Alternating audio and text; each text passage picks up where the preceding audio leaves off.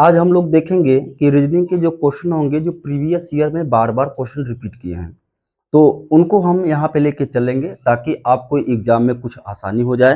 तो सबसे पहले देखिएगा, यह क्वेश्चन है, कहा है कि यदि 2 सितंबर 1947 को रविवार था, ठीक है, ये कैलेंडर का क्वेश्चन है। उसके बाद 2 सितंबर 1950 को पूछ लिया कि सप्ताह का कौन सा दिन होगा। तो अगर इसमें देखें तो दिन महीना दोनों क्या है, सेम है, और सन को क्या किया है, वो आगे लेकर चला है, मतलब कि कैलेंडर आगे लेके चला है। तो सबसे पहले करेंगे क्या कि 2 सितंबर 1947 और 2 सितंबर 1950, अगर यहाँ पे देखें तो यहाँ पे सबसे पहले देखेंगे तो यहाँ पे जो है ये दोनों का मान बराबर है। 1947 से 1950 तक चलेंगे तो हमको टोटल 3 वर्ष मिलेंगे। कितने मिलेंगे? 3 वर्ष। और लीप वर्षों की संख्या अगर देखें 1947 से चलेंगे तो 48 में, और 49 तक 50 आएगा तो लीप वर्ष आपको एक मिल रहा है 1948। तो लीप वर्ष क्या करेंगे, एक जोड़ देंगे और टोटल विषम दिनों की जो संख्या हो जाएगी, विषम दिन मिलेंगे, वह टोटल 4 मिल जाएंगे। तो दिन हमको दिया क्या है? दिन दिया है हमको रविवार। तो रविवार दिया है तो रविवार से हम 4 दिन क्या करेंगे, आगे चलेंगे। रविवार से जब 4 दिन आगे चलेंगे तो सोमवार मिलेगा, ठीक है, मंगलवार मिलेगा, बुधवार मिलेगा और गुरुवार मिलेगा। गुरुवार का मतलब है बृहस्पतिवार मिलेगा। तो राइट आंसर आपका सी हो जाएगा। देखिएगा अगला प्रश्न, देखिएगा ये दूसरा क्वेश्चन है जो कि एग्जाम में काफी बार रिपीट भी किया है। तो कहा है कि अंग्रेजी वर्णमाला में सभी स्वर वावेल्स को हटा दिया जाए तो कौन सा अक्षर दाईं ओर से चौथे अक्षर के बाईं ओर तीसरे स्थान पे होगा? तो सबसे पहले हम करेंगे क्या, अंग्रेजी वर्णमाला को लिखेंगे और उसमें से वावेल जो है स्वर को गायब करते हुए चलेंगे। तो सबसे पहले अगर देखें तो ए ई आई ओ यू होता है, जिसमें से B C D F G H J K L M N P Q R S T U V W X Y Z. U नहीं होगा, यू नहीं होगा, क्योंकि स्वर जो होंगे ए ई आई ओ यू ये वावेल होते हैं और इन सभी वावेल को क्या करना होगा, यहाँ से हटा देना होगा। अब अंग्रेजी वर्णमाला के जो कॉन्सोनेंट बचेंगे, व्यंजन बचेंगे, उन्हीं में हमको करना है। तो सबसे पहले अगर देखें तो अंग्रेजी वर्णमाला के दाईं ओर चलना होगा। अगर इधर से चलेंगे तो ये बायां पक्ष होता है, और अगर इधर से चलना होगा तो ये हमको मिलता है दायां पक्ष मिलता है। अब हमसे कहा क्या है, कहा है कि अंग्रेजी वर्णमाला के दाईं ओर से चौथा अक्षर। तो चौथा अक्षर अंग्रेजी वर्णमाला के इधर चलेंगे तो पहला, दूसरा, तीसरा, चौथा। चौथे अक्षर पे हमको मिलेगा डब्लू। अब डब्लू के चौथे अक्षर के बाईं ओर, अब चौथे अक्षर पे आप जब खड़े होंगे तो आपका दायां इधर हो जाएगा और बायां इधर हो जाएगा। बाईं ओर तीसरा स्थान, तो तीसरा स्थान जब इधर आएंगे तो 1 2 3 और तीसरे स्थान पे आपको यस मिलेगा, जो कि राइट आंसर आपका हो जाएगा सी। देखिएगा ब्लड रिलेशन का तीसरा नंबर क्वेश्चन है।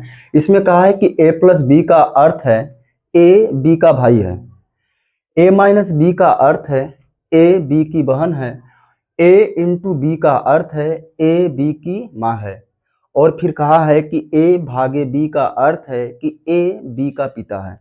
तो इसमें हमसे जो समीकरण दे के पूछा है उसमें कहा है कि दिए गए व्यंजन में ए भागे q plus r minus s में पी का यस से क्या संबंध होगा। इसमें से जो संबंध होगा ये आपको बताना होगा। तो सबसे पहले करना क्या होता है कि इसमें आप कड़ी बाई कड़ी लेकर चलना होगा। तो सबसे पहले कहा है कि पी भागे क्यू का मतलब क्या है। तो अगर हम चलें तो पी भाग ए भागे बी में ही पी भागे क्यू का मतलब निकालना होता है। इसमें कहा है कि ए जो है बी का पिता है, मतलब ए जो है बी का पिता है।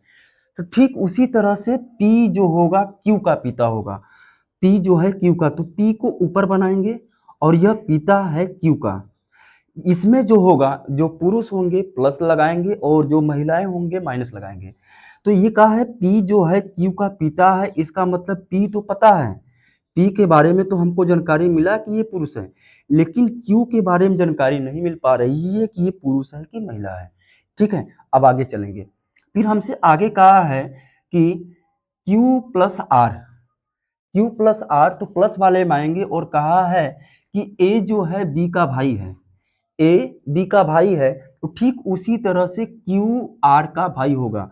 तो मतलब Q जो है किसका भाई है, R का भाई है। तो अब तो क्लियर हो गया कि R जो है प्लस में है और ये क्या है, भाई है। ठीक है, लेकिन अब संशय ये हो गया कि R के बारे में अभी सूचना नहीं मिली है। फिर हम जब आगे चलेंगे तो R माइनस एस में देखेंगे, R माइनस एस में तो माइनस वाले में आएंगे और यहाँ पे कहा है A जो है, A B की बहन है, तो इसका मतलब ये होगा कि R जो है यस की बहन होगी। तो R क्या हुई, माइनस, और ये बहन किसकी है, S की बहन हुई। अब अभी हमको सूचना एस के बारे में नहीं पता, लेकिन इतना जानकारी हमको मिल चुका है कि क्यू आर यस ये सभी क्या है, भाई बहन है। ठीक है, और ये सब सभी भाई बहन हैं, तो जब क्यू का पिता पी है तो निश्चित रूप से क्यू आर यस के पिता पी ही होंगे। फिर आगे क्या कहा है कि पी का यस से क्या संबंध होगा, पी का संबंध यस से क्या होगा, तो निश्चित रूप से कह सकते हैं कि जब ये तीनों भाई बहन हैं तो ये जो P जो है Q का पिता है, तो R और यस का भी क्या होगा, पिता होगा। इसलिए ये निष्कर्ष निकलेगा कि ये P जो है यस का पिता होगा और B वाला राइट आंसर हो जाएगा। कहा है कि किसी विशेष कूट भाषा में ग्रीन ग्रीन को लिखा है TIVM के रूप में लिखा जाता है। ठीक है, उसका कोडिंग बनाया है। तो उसी तरह से आपको पूछ लिया है कि पार्टी को उसी भाषा में क्या लिखा जाएगा, इसका कोड क्या होगा। तो अगर देखें हम ग्रीन, तो ग्रीन से किया क्या है, तो सबसे पहले अगर जी देखें, ठीक है, जी हमारा जो होता है 7 पे और टी जो होता है वो 20 पे। अगर देखें दोनों का अपोजिट लिखा है क्या, अपोजिट का मतलब होगा कि अगर हम चलें ABCDEF GHIJKLM, ठीक है, यम के बाद हमारा जो अपोजिट होता है NOPQRSTUVWXYZ, तो अपोजिट हो जाते हैं। अब अपोजिट में आप अगर देखिएगा तो ग्रीन लिखा है, ग्रीन को लिखा क्या है TIVM। अगर देखें तो टी जो है जी का अपोजिट, तो जी का अपोजिट टी मिल रहा है क्या, मिल रहा है, तो इसका मतलब जी के स्थान पे क्या लिख दिया, टी लिखिए। आर को अगर देखेंगे तो आर आई है क्या, आर अगर चलेंगे तो आर का अपोजिट क्या मिल रहा है, आई मिल रहा है, आई मिल रहा है, तो इसका मतलब ये क्या कर रहा है, सबका अपोजिट लिख रहा है। तो ई को अगर देखें तो ई का अपोजिट भी दे रहा है क्या, ई का अपोजिट भी दे रहा है, यहाँ पे ई का अपोजिट क्या किया, भी दिया। यन का अपोजिट क्या दे रहा है, यम दे रहा है क्या, यन और यम क्या है, एक दूसरे के विपरीत हैं। तो ठीक उसी तरह से अगर हम पार्टी में देखें तो पार्टी में हमको जो मिलेगा वो विपरीत क्या क्या मिलेगा, तो पी का विपरीत क्या होगा, पी का विपरीत अगर हम देखें तो के मिलेगा, पी का अपोजिट, तो पी का अपोजिट आप कहेंगे कि के मिलेगा। उसके बाद ए का अपोजिट क्या मिल रहा है, ए का अपोजिट जेड मिल रहा है। आर का अपोजिट क्या मिल रहा है, आई मिल रहा है, आई होगा। टी का अपोजिट क्या हो रहा है, जी हो रहा है। और वाई का अपोजिट क्या हो रहा है, वाई का अपोजिट बी हो रहा है। अब इन चारों में से देखिएगा कौन मिल रहा है, तो के मिला, जेड मिला, आई जी बी, इसका मतलब राइट आंसर जो हो जाएगा वह डी हो जाएगा। देखिएगा ये कोडिंग डिकोडिंग का कोड है, प्रश्न है। इसमें कहा है कि एक निश्चित कोड भाषा में क्लीन एंड नेट को लिखा गया है SORANI नी के रूप में लिखा जाता है। ठीक है, ये इसको कोडिंग जो है इसका मतलब वो कोडिंग में व्यवस्थित कर दिया। ठीक उसी तरह से कहा नेट वाइट फ्लोर को JUPARA के रूप में लिखा जाता है। तो ठीक उसी तरह से ब्राइट क्लीन फ्लोर को NIJUMA के रूप में लिखा जाता है। तो आपको बताना है कि MA का कोड क्या होगा।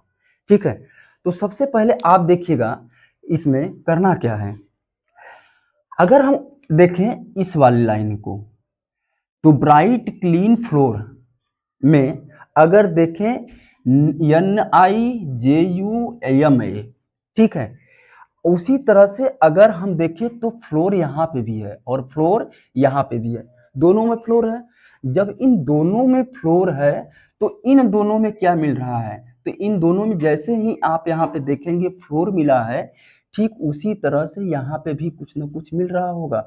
आप कहेंगे यहाँ पे दोनों में JU मिल रहा है, मिल रहा है, तो आप कहेंगे कि फ्लोर का जो कोड बनेगा वह क्या बना, JU बना, ठीक ना। फ्लोर का कोड क्या बना, JU बना। उसी तरह से अगर नियर वाइट और जो है ब्राइट क्लीन, और यहाँ पे तो अब कुछ नहीं मिल रहा है, लेकिन जैसे ही आप पहला और तीसरा वाला देखिएगा, पहला क्लीन एंड जो है नेट, उसके बाद ब्राइट क्लीन फ्लावर ना जी। तो अगर यहाँ पे देखें तो क्लीन मिल रहा है और यहाँ पे भी क्या मिल रहा है, क्लीन मिल रहा है दोनों में। अब यहाँ पे देखिएगा यहाँ पे क्या मिल रहा है, तो आप कहेंगे यहाँ पे जो है सो है, ठीक है, और इसमें सो नहीं है, आर है इसमें नहीं है, लेकिन NI यहाँ पे है कि नहीं, दोनों में NI है। तो इसका मतलब कि जो होगा क्लीन का जो कोड बनेगा वह क्या बनेगा, NI बनेगा। अब अगर यहाँ पे हम देखें तो यहाँ पे हमको फ्लोर का कोड पता हो गया, क्लीन का कोड पता हो गया। अब ब्राइट का कोड हमको नहीं पता है, ब्राइट का यहाँ पे अगर देखें NI का कोड पता चल गया, JU का भी कोड हमको पता चल गया है, लेकिन MA का कोड हमको नहीं पता है। और हमसे पूछा किसका है, MA का कोड पूछा है, तो हम कहेंगे कि MA का जो कोड होगा वह ब्राइट कोड होगा। MA का कोड क्या हो जाएगा, ब्राइट, और MA का ब्राइट का मतलब इसमें D वाला राइट आंसर हो जाएगा। देखिएगा यह वेन आरेख का एक क्वेश्चन है, जो कि कहा है कि वेन आरेख में निम्नलिखित में से कौन सी संख्या केवल अमीर पुरुष को निरूपित करती है या दर्शाती है या तो बताती है। तो अगर हम देखें तो ये जो डायग्राम बना है इसका मतलब क्या होगा, पहले ये जो पहले अगर देखिए जो सर्कल है वृत्त है, वृत्त में जो नंबर आए हुए हैं यह बता रहा है कि वृत्त में जितने लोग हैं सब के सब क्या हैं, अमीर हैं, ठीक है ना। उसके बाद अगर हम चलेंगे त्रिभुज की तरफ, त्रिभुज का जहां तक इलाका है उसमें जितने भी नंबर आएंगे वह सभी के सभी क्या हैं, ईमानदार हैं। उसके बाद अगर हम आयत में देखें तो आयत में जो नंबर आ रहे हैं वह बताया है कि सभी के सभी क्या हैं, साहसी हैं। और जो यह चतुर्भुज में, अगर चतुर्भुज में जो आ रहा है तो इसका मतलब ये है कि ये सभी के सभी क्या हैं, आदमी हैं। और हमको बताना है अमीर पुरुष का मतलब है अमीर आदमी को बताना है। तो सबसे अगर पहले तो ये जहाँ तक बोला गया है सभी क्या आ रहे हैं, अमीर आ रहे हैं, अमीर हैं। अगर अमीर में देखें तो आदमी भी आएंगे, आदमी को पूछा है, तो गोला का सर्कल कहाँ तक है और उसमें आदमी भी होने चाहिए। अगर हम 4 को लें तो 4 को अगर लें तो 4 तो देखिएगा अमीर वाले में भी है, आदमी वाले में भी है, लेकिन साहसी वाले में भी आ रहा है क्या, साहसी वाले में आ रहा है, तो इसलिए 4 क्या होगा, नहीं होगा। अगर 1 लें तो 1 देखिए अमीर है, 1 में अमीर वाले में भी आया और इसमें साहसी वाले में भी आया, लेकिन ईमानदार में भी आ रहा है क्या, ईमानदार में भी आ रहा है, इसलिए वह ईमानदार नहीं कहा है, सिर्फ आदमी और साहसी कहा है। इसलिए न तो आपका 4 होगा न तो 1 होगा। अगर 3 को देखें तो 3 तो अमीर है, 3 अमीर है, ईमानदार भी है, लेकिन वह आदमी नहीं, आदमी है लेकिन ईमानदार हमसे नहीं कहा है, इसलिए 3 भी क्या होगा, नहीं होगा। अगर 2 को देखें, 2 को देखें तो यह अमीर है, आदमी भी है क्या, न तो वह साहसी वाले में गया और न तो ईमानदार वाले में गया, इसलिए परफेक्ट आंसर हमारा क्या हो जाएगा, 2 हो जाएगा। अगर आप 7 लेंगे तो 7 में सिर्फ वो आदमी है, अमीर नहीं है। इसलिए राइट आंसर हमारा क्या हो जाएगा? 2 ही होगा।